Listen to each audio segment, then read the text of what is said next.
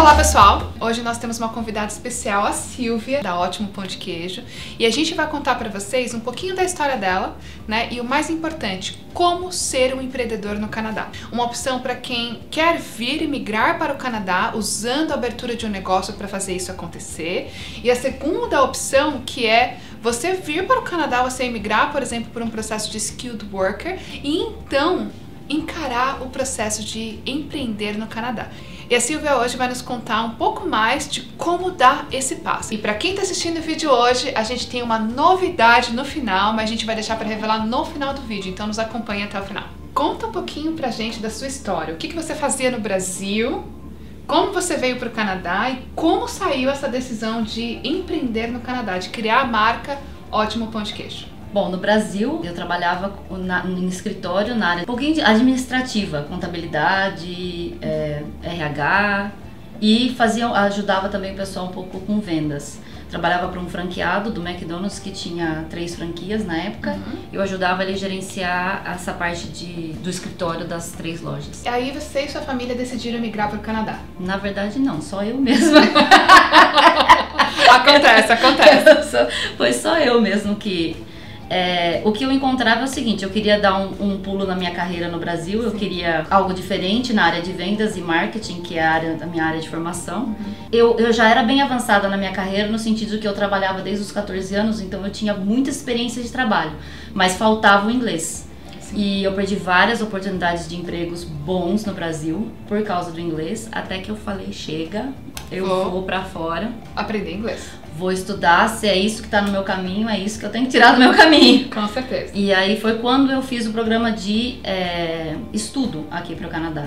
E eu não tinha plano nenhum de imigração, eu não tinha nem ideia de migrar. Eu vim, minha cabeça era, eu vou estudar, vou resolver o problema do inglês, voltar e conseguir os empregos que eu perdi por causa do inglês. Isso é muito interessante porque no passado, eu diria até 2014 mais ou menos, as pessoas não saíam do Brasil com a intenção de migrar. As pessoas tinham muito a ideia de vir, ter uma experiência internacional, né? Melhorar o inglês, adquirir de repente um diploma fora e sempre de retornar ao Brasil para poder ter esse crescimento de carreira, né? É hoje que, devido à situação do Brasil, as pessoas já querem sair do Brasil para se mudar para o Canadá. Mas na época que eu vim, que a Silvia veio, né? Ninguém saía do Brasil falando assim, não, eu quero morar lá pra sempre. Era uma decisão que normalmente a gente tomava só depois de vir pro Canadá, conhecer o Canadá e dizer, why not? Então, eu cheguei aqui, melhorei meu inglês anos-luz mais rápido do que seria no Brasil, só com os cursos que eu tava fazendo. Só que aí você conhece o Canadá e você conhece Vancouver. Sim. E não tem como não se apaixonar. E assim, o que eu vi era tudo que eu sentia falta no Brasil, eu achei aqui, que é segurança, facilidade de achar as coisas, o pessoal muito educado e falar bom dia, boa tarde, o motorista do ônibus te receber com bom dia sorrindo, eu achei isso maravilhoso. E mesmo assim eu ainda não pensava em mudar pra cá, mas eu via como um lugar que com certeza eu gostaria de voltar pra cá. Aí eu comecei a ver as oportunidades de emprego aqui e como funcionava trabalhar aqui, os salários daqui. E aí que começou a virar uma chavinha de, nossa, vou voltar pra lá, como é que vai ser? Tem tanta oportunidade aqui, e se eu tentasse, né? E se? E se? E se? Porque uma coisa é você vir estudar, conhecer tudo maravilhoso, outra coisa é morar. E outra variável aí na parada é que eu conheci o Bruno aqui. Então você veio solteira e conheceu o amor da sua vida aqui. No caso, naquele momento não era exatamente o amor da minha vida ainda, mas era uma possibilidade. Um processo. Eu conheci ele aqui e ele tinha o plano de migrar, porque ele já tinha morado nos Estados Unidos 6 meses, já tinha visto como era morar fora e gostou mais daqui do que os Estados Unidos. Mas pra mim foi 2 steps, não foi igual pra ele já veio com um objetivo, pra mim eu vim com o objetivo de vir, conhecer, melhorar meu inglês e voltar pro Brasil. E foi o que eu fiz. Antes de eu voltar pro Brasil, eu fui para algumas entrevistas de emprego, porque eu queria ver se eu passava. Só pra sentir o mercado, né? Uma coisa mais entrevista exploratória, né? Sim, outra, não já era meu, né? Eles podiam falar, não, beleza, eu vou voltar pro Brasil. Sim, excelente. Pode ser que eu consiga. Então, eu consegui passar. Então, eu falei, olha, tem a chance de eu voltar e conseguir um emprego. Fui com essa pulguinha atrás da orelha. E aí tinha o Bruno que ficou, né? Tinha o Bruno que ficou, tinha entrevista que passou e você não conseguiu, e né? tinha todo o resto que... Aí eu voltei pro Brasil e assim, não sei se você voltou desde a primeira vez que você foi, mas o sentimento é diferente. É como se você voltasse pra lá e não fizesse parte mais daquele mundo. É muito comum isso, na verdade. Eu o que acontece, assim, saindo um pouquinho do escopo, você só descobre que você tem certeza que você quer ficar no Canadá depois de uma primeira visita no Brasil, depois que você tá aqui. Porque o que acontece, você cria uma visão romântica, praticamente, uma visão nostálgica do Brasil, em que tudo é perfeito, que tudo é bom. E, of course, o Brasil tem maravilhas, tem coisas muito boas. Exatamente o que aconteceu. Porque antes de eu vir, o meu chefe falou que ele me deu uma licença pra eu vir. Eu voltei, vim com o emprego. Ele falou, não, você não volta, você vai querer ficar. Eu falei, imagina, eu vou largar meu Brasil, eu adoro a comida, o tempo, tudo. É que você não conhece outra coisa. Entendeu? Aí quando eu voltei, assim, eu ainda admiro as coisas boas do Brasil, mas eu comecei a sentir falta do estilo de vida que eu tive aqui. E aí fui fazer um plano pra voltar pra cá. E então eu fiquei mais 6 meses no Brasil pra terminar minha pós, que naquela época faltava 6 meses só pra terminar. Eu terminei, falei, no final da minha pós eu vou no programa de estudo e trabalho. E desse programa de estudo e trabalho para o empreendedorismo, né? Quando que você teve a ideia de lançar a Ótimo Pão de Queijo? Quando eu saí do meu primeiro emprego aqui. Então eu comecei como estagiária, saí como gerente de vendas. Muito legal. E foi o que na verdade me deu aquela confiança. Nossa, eu consigo, entendeu? Eu consigo. Se eu conseguir um cargo bom, e eu comecei a observar os outros empresários também, porque eu lidava diretamente com o dono e com os eventos que ele tinha com os outros amigos dele. Eu falei, olha, por que não? Eu me vejo, né? Eu me vejo tocando isso como se eu fosse ele. Tocando algo parecido. Então eu queria ir para a parte de empresariado, mas eu não sabia como, aonde eu iria. Então a primeira coisa que eu fiz foi, como eu tinha trabalhado no McDonald's, e eu gostava de cozinhar, de baking, né, de fazer as coisas. Eu falei, acho que todo mundo tem essa ideia de montar um coffee shop aqui, né, de fazer alguma coisa na área de comida. Aí eu fui trabalhar para uma empresa que tinha franquias, que é na área de padarias. Eu fiquei no programa de 1 ano deles de padarias, de gerenciar uma padaria e eventualmente poder comprar. Então foi quando eu saí de lá e fui para a parte do empreendedorismo. Nesse 1 ano eu descobri que eu não queria montar um coffee shop. Que isso não era pra mim, que eu queria mais mexer com... Se eu fosse continuar mexendo com comida, eu queria mexer com fábrica. Mas ao mesmo tempo, eu tava com ideias de áreas de serviço, entendeu? Eu pensei em outros negócios, que outra coisa eu posso fazer? Então na época eu tava acertando pra casar, arrumando a parte do meu casamento, tanto aqui quanto no Brasil. E então eu quase montei uma empresa de assessoria de casamento. Sim. Fui pesquisar, fui saber como é que é casamento aqui, como é que são as noivas e tal, e descobri que não batia muito com o meu perfil, que o meu perfil é mais customer service, eu ia ficar muito presa a um projeto. Não dava muito certo comigo, porque eu sei montar o meu casamento, que é o meu gosto, mas é muito difícil você fazer isso com uma outra pessoa. Com certeza. E eu gosto de coisa tangível, né? Eu gosto de coisa que você pega, que pra mim produto é uma coisa que é fácil de vender, entendeu? Que assim, existe, tá aqui, eu entendo, você entende, não tem muita coisa complicada. Você pega, você vê, é mais fácil, com certeza. Eu sou muito assim, de concentrar as coisas, querer fazer tudo eu mesma, entendeu? Sim. Prova dessa é ótima, né? Que eu faço praticamente tudo. Você basicamente faz um pão de queijo, cuida do pacotamento, cuida da venda final. Vendo, entrego, lavo, passo, cozinho, enfim. Essa primeira empresa que eu trabalhei, apesar de não ser no ramo de comida, essa empresa que eu era gerente de vendas, eles tinham fábrica. Então eu me familiarizei com a parte de produção. Eu falei, por que não fazer produção em escala de alguma coisa nossa, de alguma comida? E qual era a minha comida favorita? Era pão de queijo. Pão de queijo. Ó, não tem como, né? Acho que a maioria dos brasileiros que a gente perguntar vai ser sempre pão de queijo. Pão de queijo. Talvez uma variação ou outra, mas eu acho que a cada 10, 8 vão responder pão de queijo, Pão não? de queijo. Pra mim era pão de queijo. E meu marido falava, não faça, não se mete com comida é complicado, vence isso e aquilo, mas quanto mais você fala pra mim é complicado, difícil, quase ninguém faz, aí mais que eu quero fazer. Com certeza. Entendeu? Então realmente bateu com o meu perfil de eu gosto de desafios, as pessoas comem, crise ou não crise, as pessoas vão sempre comer. Sim. E se eu sentia falta, eu acreditava que outras pessoas também sentiriam. Aí veio a ideia de vamos fazer pão de queijo.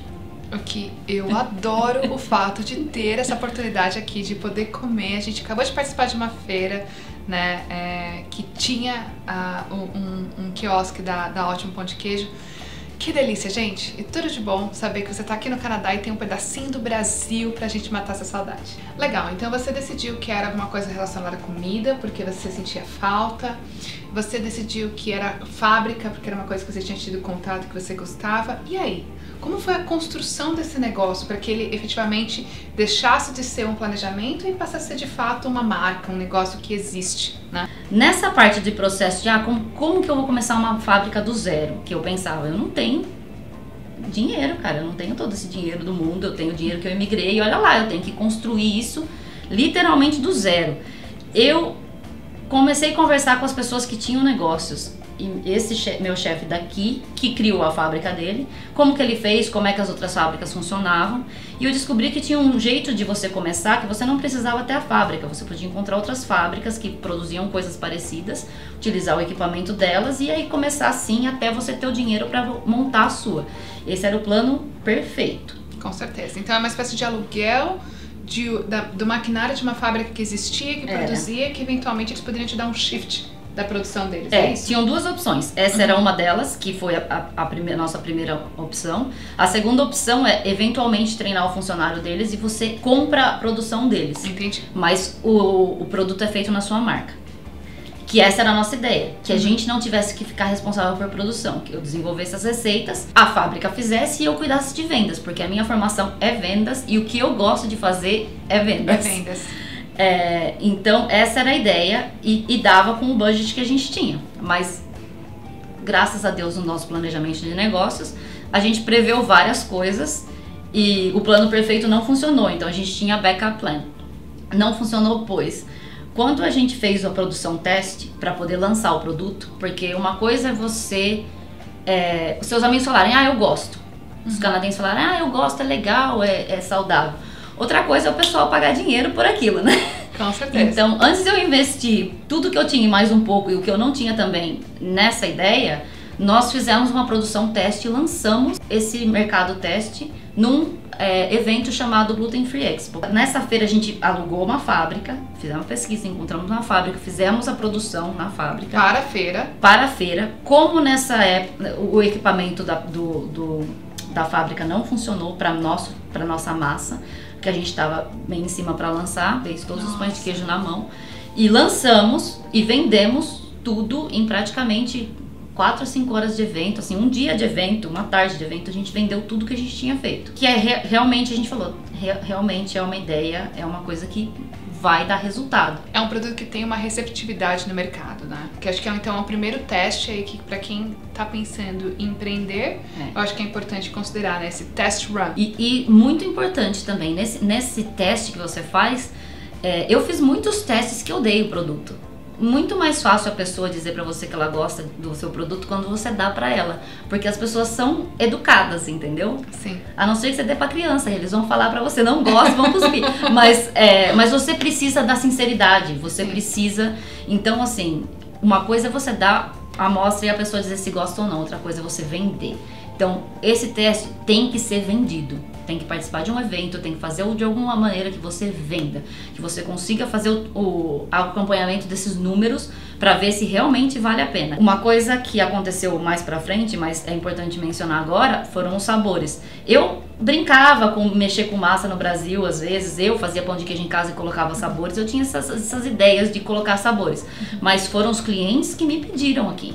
Foram eles que me pediram sabores, que eu falei, dá pra linkar as duas coisas e desenvolver sabores. E os sabores foram pedidos pelos clientes. Isso é interessante porque o pão de queijo no Brasil, ele é o pão de queijo e pronto, acabou. Para o mercado canadense, isso foi essencial para o sucesso do produto.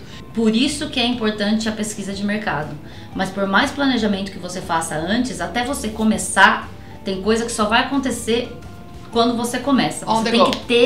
Você tem que agir. Se você ficar só planejando também, não dá, você tem que agir.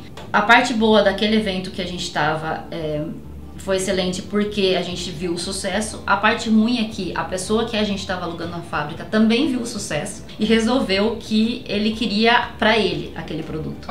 Ele falou, olha, eu tenho uma proposta para você, o seu produto se encaixa na linha das outras coisas que eu tenho para lançar, esquece a sua marca, esquece seu produto, eu vou lançar tudo na minha marca, eu te dou uma porcentagem de vendas. E aí eu não quis, eu falei que não, que esse era um produto que eu queria lançar, tinha vários outros. Outra que eu realmente queria ser empreendedora, eu saí do meu emprego, eu não queria trabalhar para uma outra pessoa e não teve jeito, porque eu não achava outra fábrica que tinha equipamento parecido ou que pudesse lidar com a massa do pão de queijo, que é diferente da massa de qualquer outra coisa que existe aqui no Canadá. Não tinha como. As empresas, as padarias não aceitavam porque não existia compatibilidade. Não existia compatibilidade com o equipamento que elas tinham, com o tipo de massa, a viscosidade da massa não era nem mole igual bolo e nem duro igual pão. Era entre. Então, assim, era difícil mesmo de você conseguir.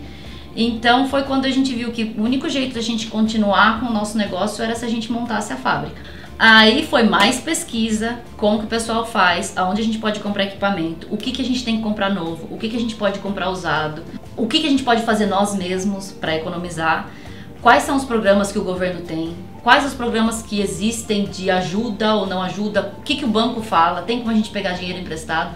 Aí foi para toda essa gama de coisas que a gente fez. E o conjunto disso daí, do planejamento que a gente já tinha, do planejamento de negócios, mais o passo a passo, foram 6 meses para a gente realmente conseguir montar a fábrica.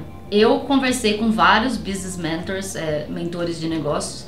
Isso é uma coisa que é um conselho que eu dou para as pessoas que estão começando. Não deixa seu orgulho, se você tiver muito orgulho, eu não tenho muito não, mas não deixa que ele atrapalhe o seu caminho. Eu pedi ajuda. Até essa pessoa que queria a minha marca e depois reconheceu que eu consegui fazer, eu ia fazer independente dele, acabou virando um mentor para mim. Sim. Entendeu? Então eu ia lá e perguntava, e essa fase, e aquela fase, e isso e aquilo. Eu perguntava para as outras empresas que estavam no negócio parecido o que fazer ou o que não fazer. E nessa foi que eu fui descobrindo vários contatos, eu paguei muitos consultores de negócio, eu investi dinheiro mesmo em treinamento. Aí o que aconteceu? A gente foi para as feiras, entrou nas feiras e começamos a vender os pães de queijo em tudo quanto é feira que a gente conseguia entrar e construir a receita até para o banco te emprestar dinheiro, porque eles não vão te emprestar, a sua empresa acabou de abrir, entendeu? Então a gente teve que construir uma história aí para poder pegar dinheiro para poder financiar o equipamento do Brasil. Então 6 meses eu fazia pão de queijo 12, 18 horas por dia, entendeu? Meu Deus do céu. Então ela fez um estudo de caso, né, para poder entregar, começar a vender. E aí, com base nesse resultado, usar isso para poder, então, ganhar crédito no banco e conseguir financiar a máquina para continuar expandida. Então, com certeza, uma história de muita vitória, né? Aí, a partir do momento que conseguimos o maquinário, dar um passo para frente e realmente crescer e expandir é ótimo. Foi a partir desse momento que a gente começou a aplicar para entrar nas lojas.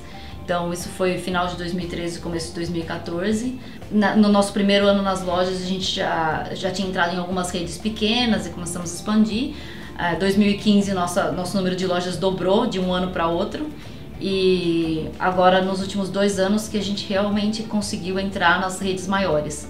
Então, hoje em dia, a gente está com mais ou menos uns quase 200 pontos de venda. E colaborar, participar, né, da comunidade brasileira, incentivando os membros da nossa comunidade que está crescendo, né? Então, a gente ajudando um ao outro, com certeza isso ajuda o sucesso da comunidade brasileira como um todo. E sem falar que os produtos são ótimos, né? Se você sente falta do pão de queijo, é uma oportunidade, ela entrega hoje para todo o Canadá, né?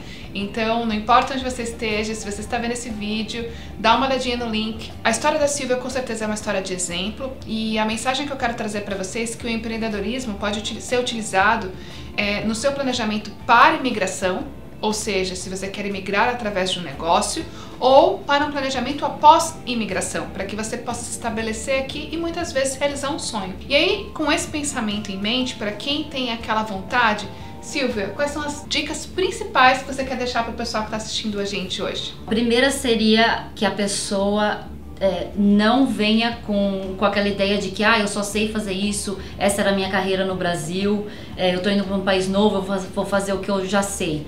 Não, aqui as oportunidades são imensas, você pode se redescobrir, se redesenhar, literalmente criar uma carreira do zero. Você pode começar numa área totalmente diferente, conheço muitas pessoas que fizeram, eu sou uma delas, mas conheço várias pessoas que sucederam assim. Não se restrinja pelo que você já faz no Brasil ou já fez. Outra coisa é planejamento. Planeje a sua imigração, faça um plano de mudança aqui para o Canadá e planeje o seu negócio, porque quanto mais planejamento, menos chance das coisas darem errado. Com certeza. E a terceira coisa seria a perseverança. Foram muitas portadas na cara, foram muitos nãos, foram muitas coisas difíceis que a gente passou. Mas a gente perseverou, a gente continuou e vai até a água mole em pedra dura, né? Esse é o segredo de sucesso, na verdade, para a maioria dos empresários, né? Sim. As pessoas às vezes veem que, poxa, deu certo, foi fácil, olha que posição legal que ele tá, e não consegue ver que às vezes teve muita luta, teve muitas noites sem dormir, teve muitas horas de trabalho.